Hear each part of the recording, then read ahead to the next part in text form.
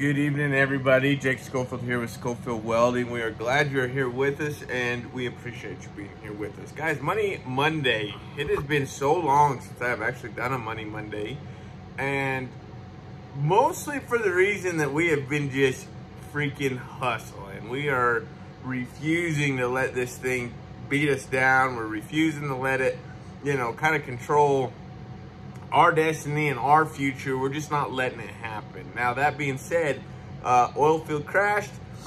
It's down in the slumps right now. It will come back later on. It always does, but I am not going to sit around and wait for it to come back.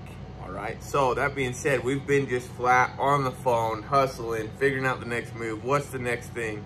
And it takes up a lot of time. It really does. When you have to put in that much effort to find work and whatnot, by the end of the day, you're just kind of exhausted. But guys, Money Monday today, I'm going to talk to you about the things I wish I would have known when I started welding.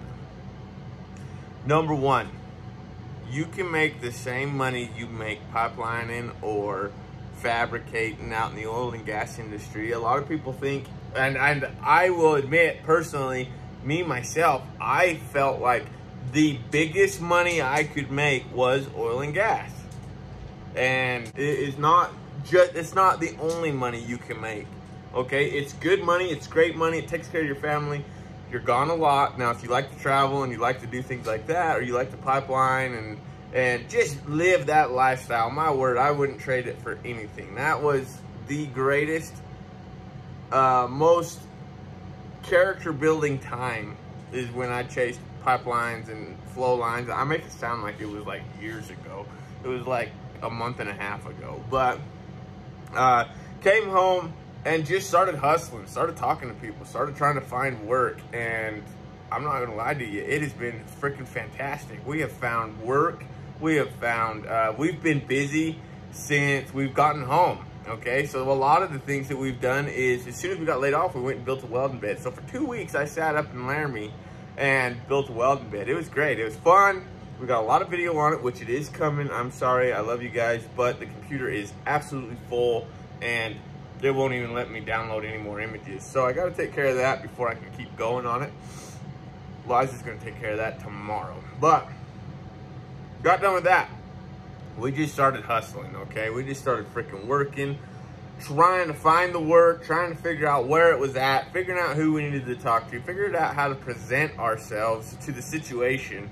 And right now, me and Jed are making the same freaking money we made as a contractor down in Colorado.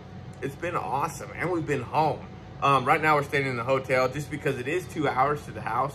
And so instead of driving back and forth, we woke up at 3:30 this morning, was on the road by 4, and drove up here. But guys, that's one of the things I wish I would have known. Number two, be versatile. And now this is the last and most important point, I think, to this whole deal, is that you are first and foremost a welder. You are a welder. You are people that put labels on themselves. I'm only a TIG welder. I'm only a wire. I'm only a MIG welder. I pipeliner. That's all I do. Things like that. Once you start putting labels on yourself and you start building that air around yourself, you kind of start losing vision of everything else. There are so many things that need welded that could use a good welder. As far as the oil and gas welders go, they're great freaking welders, okay? You have to be. When you go out to the oil and gas, you have a lot of inspectors that are looking over your stuff. You have x-rays, you have phase array, you have hydro tests, you have all sorts of stuff that you got to pass. And so by the time you get through a few years of being an oil and gas welder, you're a pretty good flipping welder as far as a couple processes. Now, you can become good in all processes. Nuclear welders, things like that, refinery hands, they're good in a lot of processes, all right?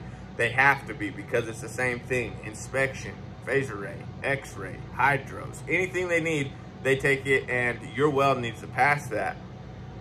But when you get done with that, you are a very proficient welder. You know what you're doing.